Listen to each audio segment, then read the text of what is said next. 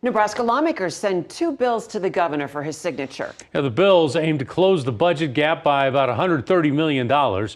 First, LB 650 pulls back several recent tax incentives, saving the state $51 million over the next 2 years.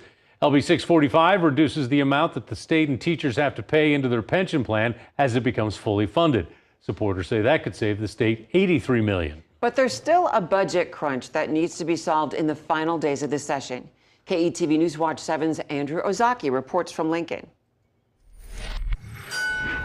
With the passage of the tax incentive clawback bill and the school retirement bill, lawmakers added $130 million in the state coffers, a key component in paying for the $10.8 billion budget the Appropriations Committee advanced to the floor last week. These two bills today, very, very important. It helps balance the budget. But Senator Myron Dorn, who's on the Appropriations Committee, says that because of the recent lower economic revenue forecasts, there's still a $270 million budget gap that needs filled. Somewhere there's going to have to be adjustments made, or somewhere there's going to have to be discussion. Are there bills out there that could pass on final reading? Are there cuts that are going to be made, or what is going to all entail that we get to a balanced budget? The problem is debate on the budget is scheduled for next Tuesday, day 73, and has to be passed by day 80.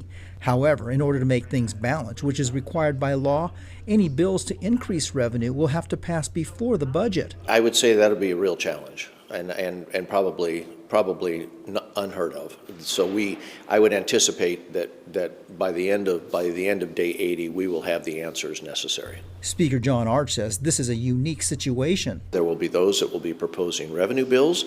There will be those that will be proposing cash transfers, perhaps from the rainy day fund. There will be those that will be proposing expense reductions. Senator Ashley Spivey is concerned many of the proposed cuts and revenue generating bills will adversely affect working families. And I do not think it's fair that we are putting that burden on our everyday working people. Spivey believes pausing income tax cuts and revising funding for a new prison and the Perkins County Canal should be discussed. Well, and really nothing is off the table at this point. Lawmakers already bracing for some late night sessions ahead. We'll have a balanced budget passed by the time we adjourn. In Lincoln, Andrew Ozaki, KETV, News Watch 7.